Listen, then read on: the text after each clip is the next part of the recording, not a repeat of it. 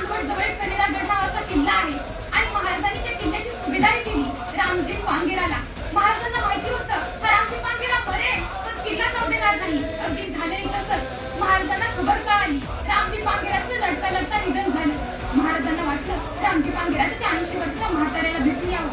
तसं महाराज त्या 80 वर्षाच्या म्हाताऱ्याला भेटायला झोपडीमध्ये गेले। म्हातारा आवाज झाला, राजा माझ्या घरी आलाय। म्हाताऱ्याच्या डोळ्यामध्ये पाणी आलं, महाराजांच्या डोळ्यामध्ये पाणी आलं आणि महाराज त्या म्हाताऱ्याला म्हणाले, तुमचं पोरगं या मातीसाठी गेलंय त्याचा आम्हाला खूप मोठा अभिमान आहे। आणि सोबत आणलेली पैशाची थैली त्या 80 वर्षाच्या म्हाताऱ्यासमोर ठेवली।